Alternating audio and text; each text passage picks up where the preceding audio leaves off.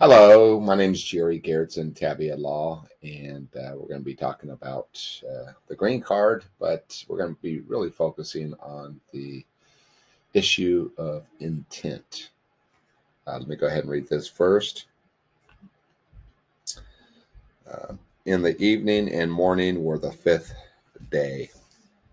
Of course, the green card is the um, legal permanent resident. That's your LPR, and that's how folks come here and stay permanently. You have to renew it every 10 years or so, and it's the step below citizenship.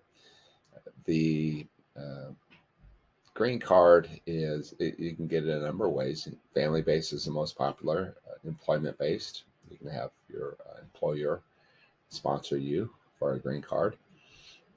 Diversity, asylum, what you call the EB-5, the golden parachute. So there's different avenues to get your green card. Uh, what's key, however, is your intent. So oftentimes people mistake the non-immigrant visas with the immigrant visas as far as intent is concerned. So what they do is they will get a non-immigrant visa, such as a student visa or an employment-based visa, which is non-immigrant, meaning that your intent is not to be here permanently. Your intent is to be here temporarily. And then what happens is they get here with a non-permanent, temporary intent with a non-immigrant visa, and then all of a sudden they want to stay here. And see, that's the problem, because the government looks at you and believes that, well, you're just you're doing this on purpose. It's easier to get a non-immigrant visa because you're here temporarily, and more difficult to get a permanent immigrant visa.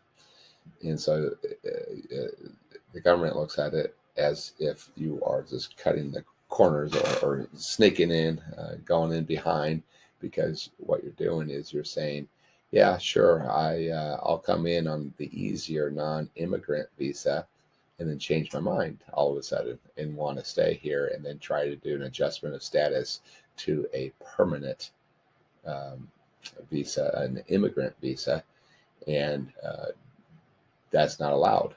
And what happens is that your application for a permanent visa or for your green card will be denied, because they will say that you came over here with a temporary intent, and that you fraudulently changed that, or knowing you came over here with a temporary intent, knowing all the time that it wasn't really a temporary intent. You wanted to be here permanently, and you're just trying to get around the rules, and it's fraud. And so that's why there's an issue. So you have to understand that if you really only want to be here on a temporary basis, then yes, your non-immigrant visas is a legitimate way to go.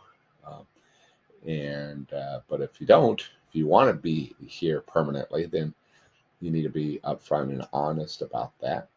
And there are uh, visas that can get you here uh, on a temporary basis, and then you can adjust to a permanent basis.